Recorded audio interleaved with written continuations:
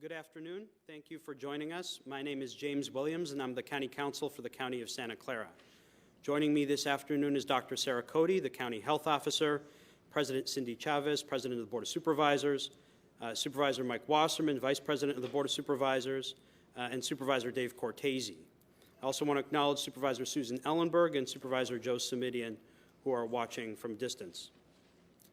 This afternoon, Dr. Cody is announcing a new health order that, when it goes into effect, will focus on a risk reduction approach to continuing to tackle COVID-19. After Dr. Cody speaks, I'll be discussing the details of the order, including the timing for when it will go into effect. With that, I'm going to turn it over to Dr. Cody.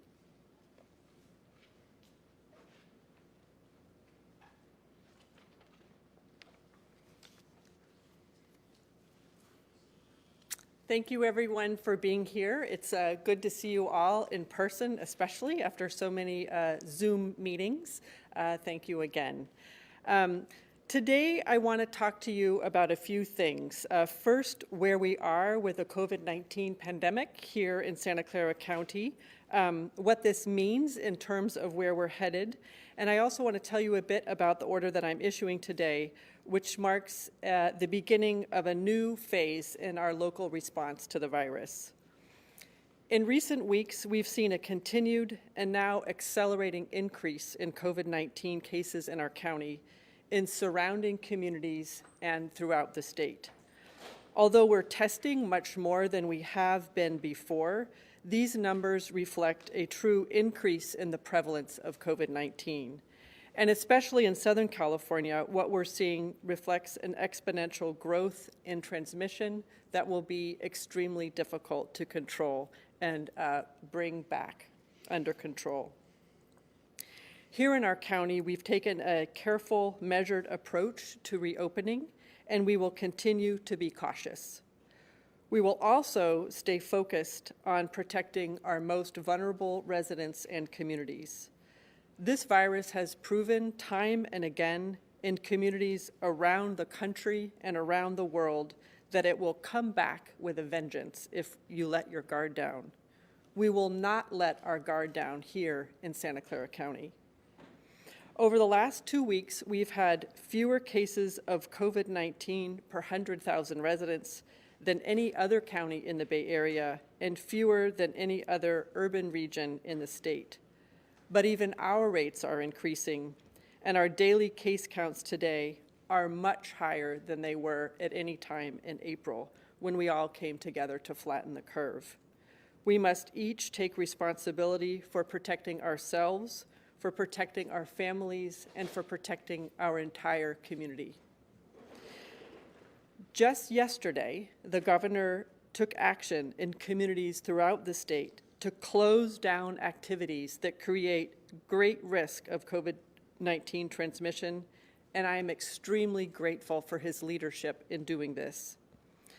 Those activities were never reopened here in our county, and unfortunately, many are ones that cannot resume safely here or elsewhere anytime soon.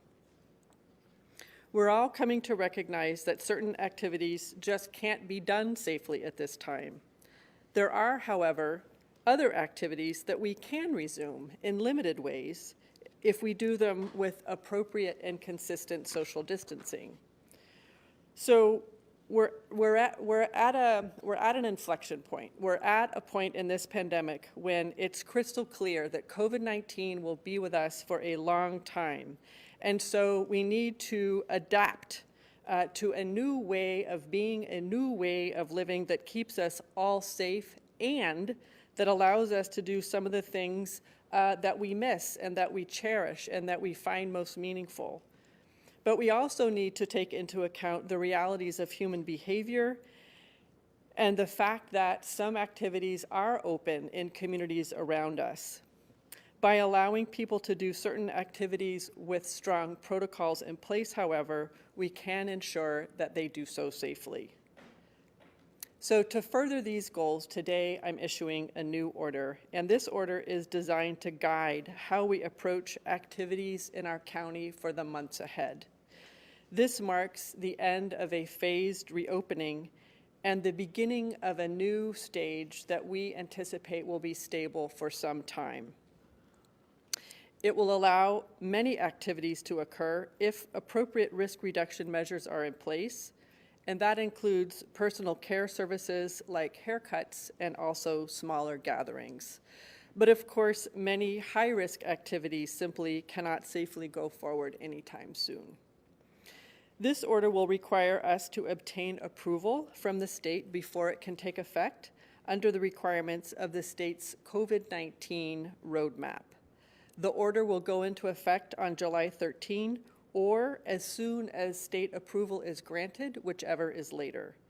This will give certain businesses that are not currently open the time that they need to prepare to operate safely and to train employees to comply with the strict social distancing protocols they must have in place in order to open. Our approach from the outset of this pandemic has leveraged tried and true public health strategies, has been careful, and has been based on the continual assessment of relevant data and our evolving scientific understanding of this virus. We've also carefully weighed the evolving circumstances in our county, in our broader region, and globally. There's no doubt that this pandemic has created tremendous suffering and uncertainty for everyone and has laid bare the disparities in our society and has created devastating social and economic consequences for people locally and across the world. But the only way we can get out of this is to simply stay laser focused on containing COVID-19. And I believe we can do this if we stick together. I'm very proud of our community and what we've been able to accomplish together over the last many months. And I know that we will continue to pull together and support one another as we move forward in the weeks and months to come. Thank you again for being here. Again, it's a pleasure to see all of you in person. Thank you. And I'm going to turn it back over to James Williams, our County Counsel.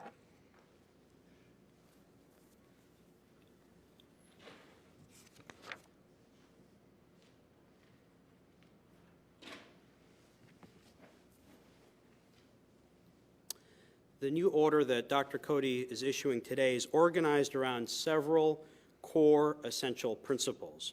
These principles are not new, but this order makes them more uniform and consistent and applicable across the board. The goal is to try to set a new normal for what we can expect when we enter any business facility or engage in any kind of activity. These principles are that outdoors is safer than indoors, more physical distance is safer than less distance, fewer and briefer contacts with others, safer than more or longer contacts, face coverings should be worn consistently and become the new normal, and some higher risk settings just cannot safely open at this time. Foremost, the order acknowledges that the safest thing to combat COVID-19 is still to stay home. And for older adults and those with underlying medical conditions, the order urges them to continue to stay home except for essential needs. Also, all activities that cannot be done with social distancing are generally prohibited. For businesses, the order places nearly universal requirements. Again, the goal is to have consistency so that all of us, whenever we enter a facility, can have the same set of expectations as workers, as customers. One, we have newly updated the social distancing protocols. These protocols are now a little more comprehensive and detailed. They must be submitted under penalty of perjury, and we've created an online web portal for their submission so that they can be accessible to the public and reviewed, and so that we can also keep track. Second, across the board capacity limits of 1 worker per 250 gross square feet of a facility and 1 customer per 150 square feet of space open to the public. Third, a requirement to report positive cases at work sites to the Public Health Department. This will allow the Public Health Department to more quickly do case investigation, contact tracing, to deal with any outbreaks that might occur in a workplace. Fourth, to follow industry-specific directives, and there will be some for certain categories of businesses or activities that will be issued next week. And finally, to continue to maximize telework. These 5 key items are, again, applicable universally across businesses and not different for different kinds of sectors or different industries. Some higher-risk businesses, however, will remain closed. In particular, because individuals must strictly mask indoors, indoor dining, indoor swimming, and other activities that would inherently require removing a face covering remain prohibited. Also, places that would promote close or large gatherings, such as nightclubs, theaters, stadiums, arenas, will remain closed. I want to note a couple other important things. Folks probably heard the governor's announcement yesterday, and we're in an increasingly complex state regulatory framework as the state also continues to focus its energy on tackling COVID effectively. This order makes very clear, as all our orders have, but again emphasizes that everyone in the county must follow the state orders and state guidance whenever it may be stricter than the local county order. And that is also true of any specific industry directives from the state as well. Finally, because of that state regulatory environment and framework, this order will go into effect no later of either July 13th or when the county obtains state approval, which is being requested today. That means that businesses will have time to put these measures in place and fill out the new social distancing protocols and ensure that they can actually modify operations to be consistent with these universal requirements. But it also means that we don't quite yet know exactly what that effective date might be, and we will, of course, keep people updated on that. The guidance, the additional industry directives, so forth, will all be available on the Public Health Department's website. We will be completely overhauling the frequently asked questions as this new order comes into effect because it is a different framework. That all being said, until this order does go into effect, we also want people to know, and that applies throughout, for example, this 4th of July weekend, that the current order, the current shelter-in-place order, remains in effect and unchanged at this time. With that, I'm going to turn it over to Supervisor Cindy Chavez, President of the Board of Supervisors.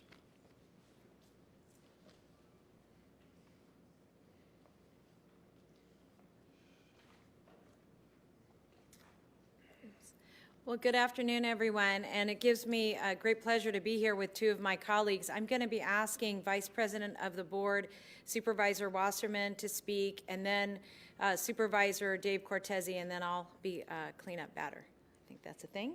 All right, so Mike, I was trying to do this in the vein you like.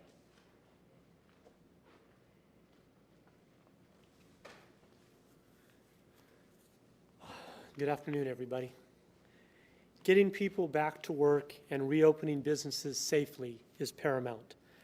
I want to express my strong support for the steps our public health officer is taking today.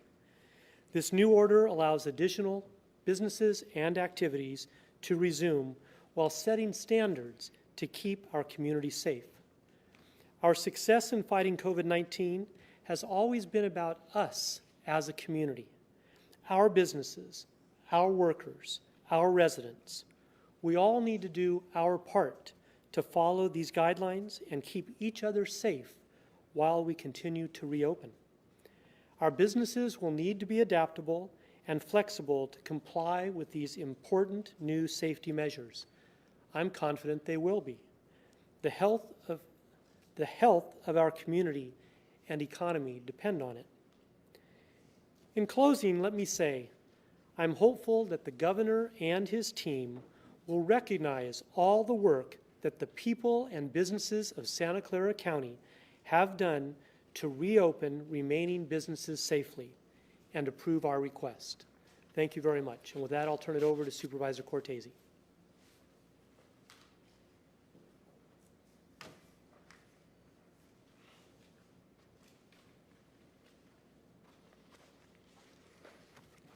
Well, good afternoon. Thank you.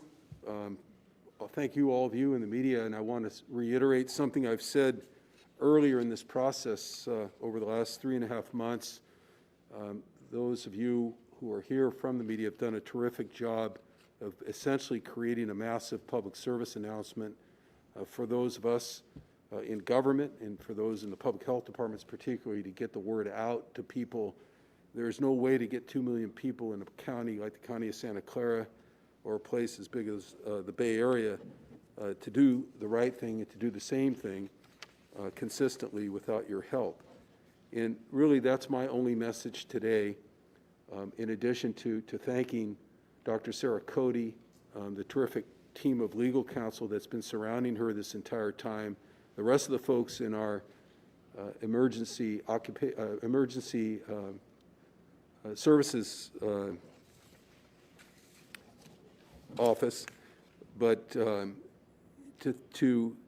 thank everybody for getting this far at this stage with the kind of safe environment that's been created relative to just about anywhere else in California and just about anywhere else in the country, let alone the world.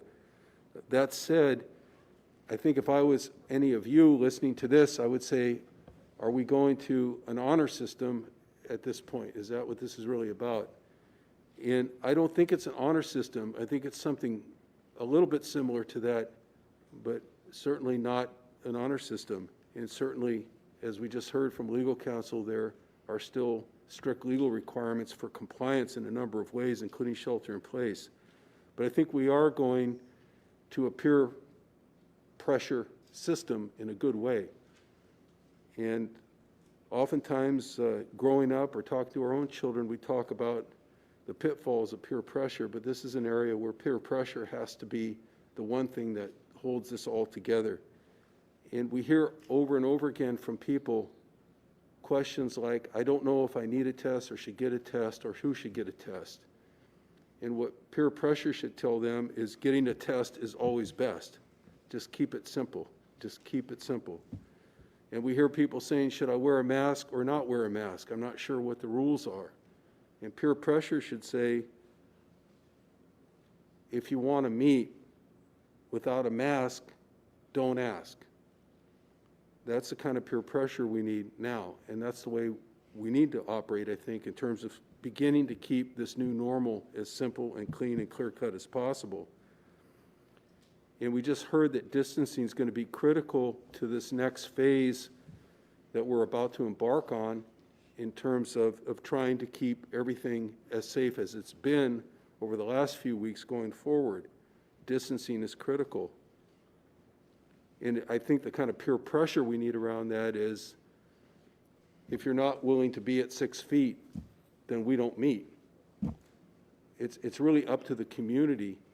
And I think we know that, and I think I've said that to many of you in my own discussions and interviews with some of you who are here from the media. None of this would be working at all without the cooperation, the voluntary cooperation of the 2 million people in this county.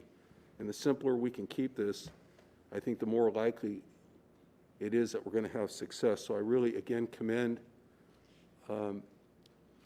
everyone in the Emergency Operations Center. That's what I was trying to say earlier. And particularly Dr. Cody and the folks that are surrounding her for moving to a system that is simpler but still effective. Thank you.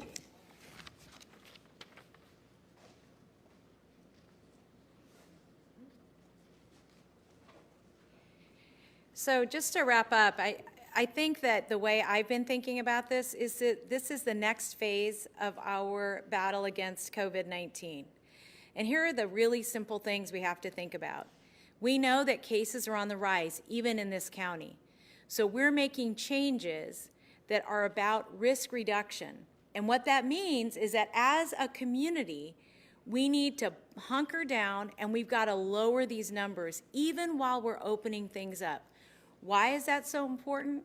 For every parent at home that wants to see schools open, and every baseball fan that wants to go to a game, and every Warriors fan that wants to get into a court, these are only going to happen if, as a community, we start to push these numbers down. So I'm going to give you an opportunity for everyone to start to stand up and figure out how to do this as a community in this new environment. We know that we've had more people in our community testing positive for COVID-19 since we've been opening up.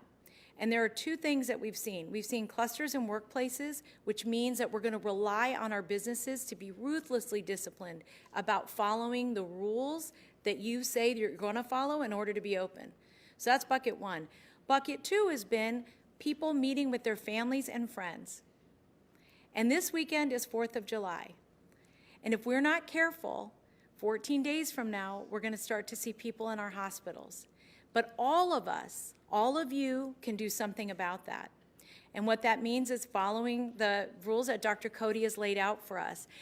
I want to say just one big thank you to all of you who've been sheltering in place, all of you who've been wearing your masks, and to say to everybody else, join us, because this is the only way we're going to fight this if we do it together.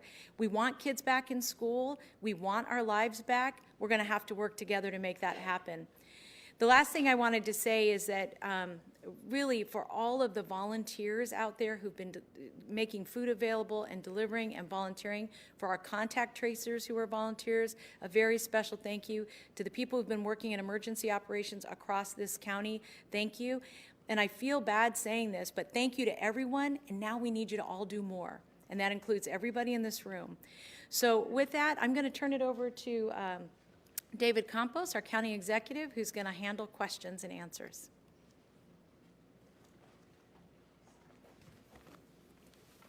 Thank you, President Chavez. Good afternoon. My name is David Campos. I'm a deputy county executive and serve as public information officer for the Emergency Operations Center for the county. We are going to take questions, and just to note that we have reporters here. We also have reporters on the line, so we'll begin with the folks that are in the room and then follow with folks on the line. We also want to note that following the press conference, we will have speakers available in different languages, including Spanish, Vietnamese, and Chinese, so that the diverse residents of our county can have information in their language. So please let us know if you'd like to interview anyone in those languages. So with that, let me begin by taking questions. Yes?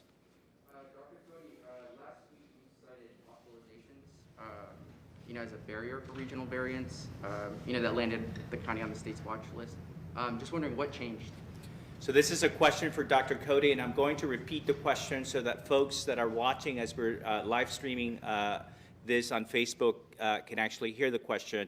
The question is, last week, Dr. Cody, you cited hospitalizations as a possible impediment to the state approving a variance. What has changed?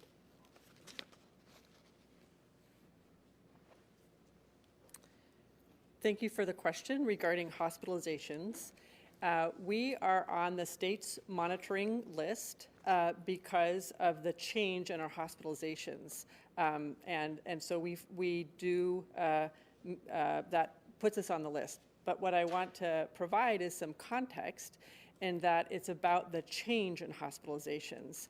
And in our county, we still have relatively few people with COVID in the hospital. And so you can think of it as going from very low to low. But the change was enough to land us on the list. Thank you.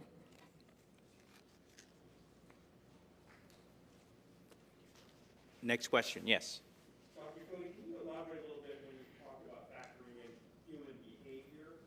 And is this somewhat of a test for the public to see if they can actually handle a reopening? So the question for Dr. Cody, can you speak to the issue of human behavior, and is this a test for the public in terms of their ability to handle this test?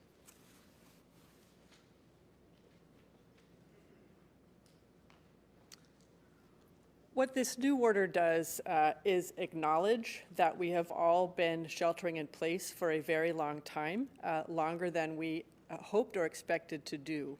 And so we're acknowledging that there are parts of our lives that nourish us, that are important to us, that we need to do, and that we want to do.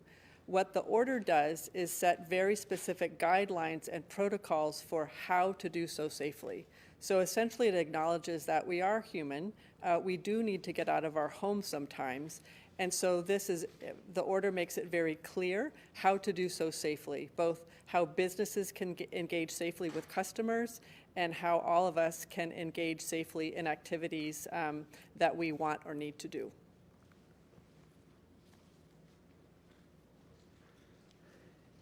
Any other question, folks in the audience? Yes. Dr. Cody, very quickly, please, not to change the subject, but recently there was a meeting of some administrators with the Santa Clara Unified School District where attendees may have been exposed. Are you aware of that situation? And if so, what are your plans for it? So this is a question that has been asked of the county and specifically here of Dr. Cody about a meeting of administrators that took place. Are you aware of the situation and what are you going to do about it?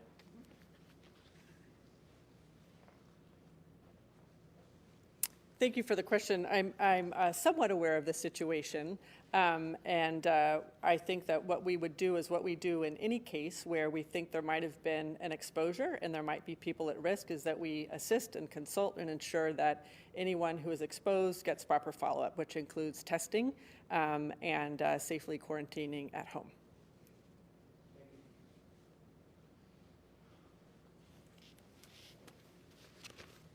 Yes. Dr. Cody, generally speaking, watching the public response to your other reopening phase, are you doing this because you're encouraged by what you've seen? Or are you doing this despite what you've seen? So the question to Dr. Cody, generally speaking, are you doing this generally because you're encouraged by what you see or despite what you see?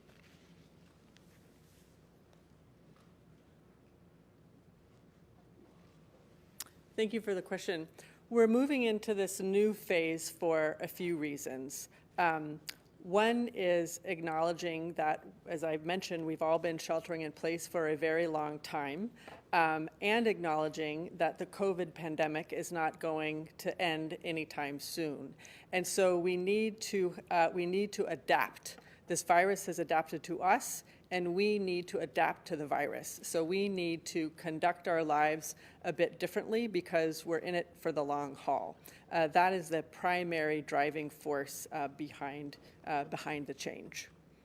Have you been seeing the public react positively to the reopening before in terms of following protocol?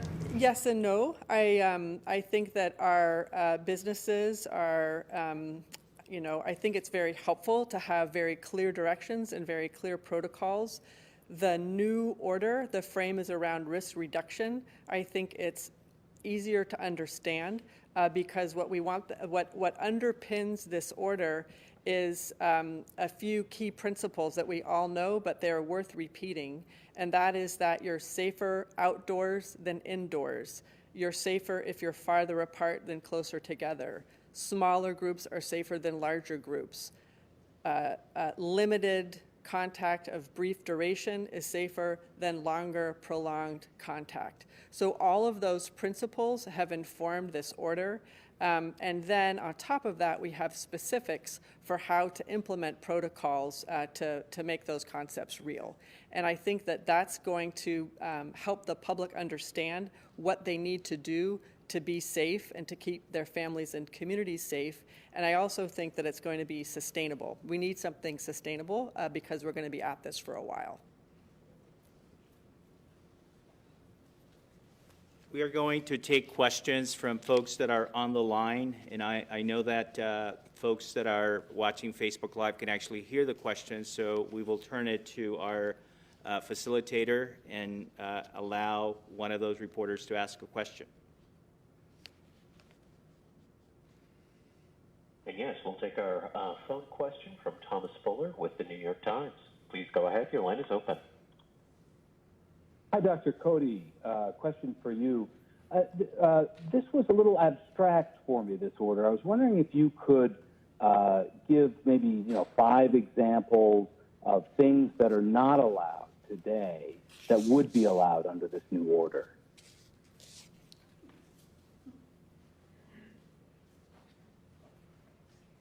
I like to talk about the positive, so I'm going to turn it over to our County Council, James Williams, to tell you about what you can't do. Stand by.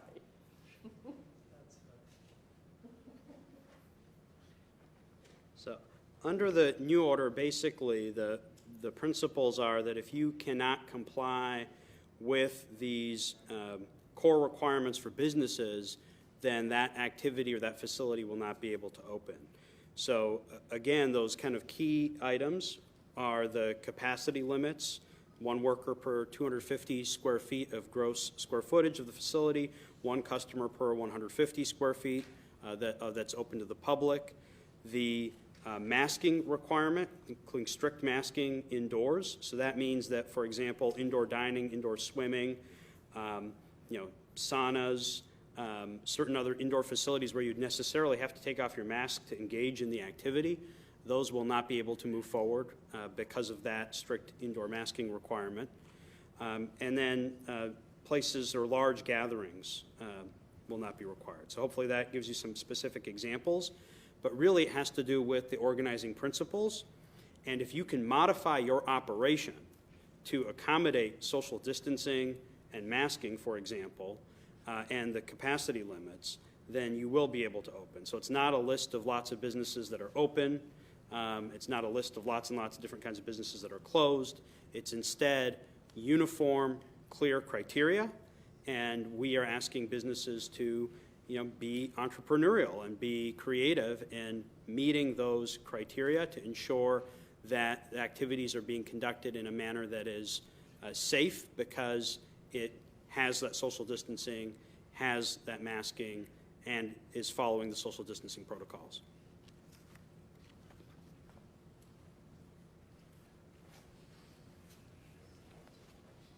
We will take a couple more questions. Okay. Just one more.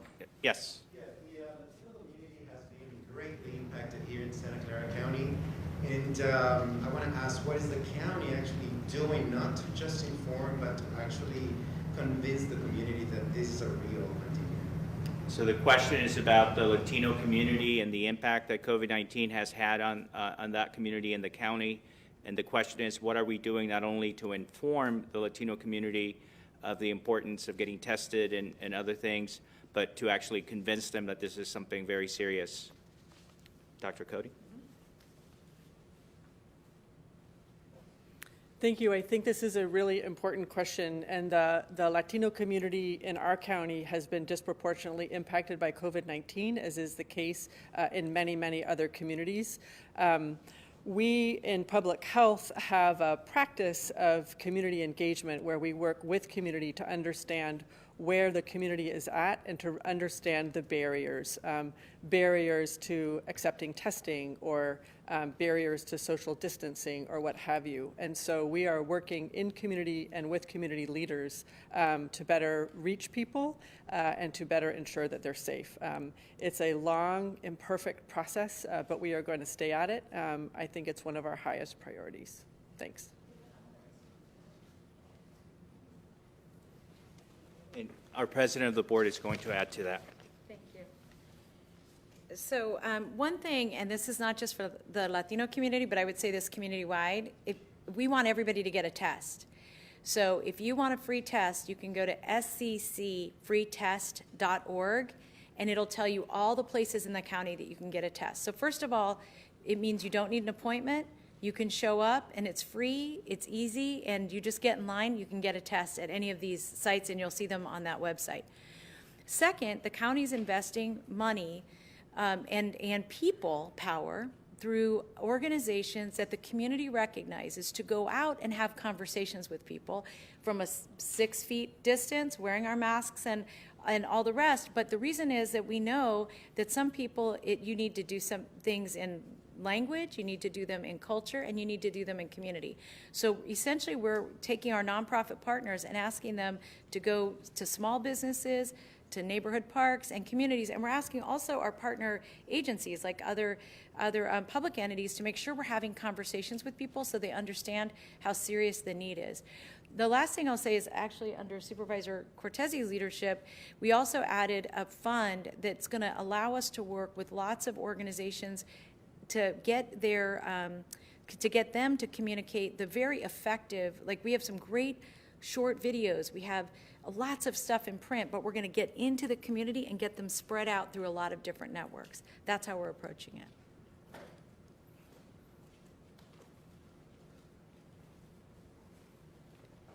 Thank you, President Chavez. And I will simply note, in terms of the outreach that we have done to the multilingual communities in the county, we are actually running 5 separate websites that have information besides English in Spanish, Vietnamese, Chinese, and Tagalog.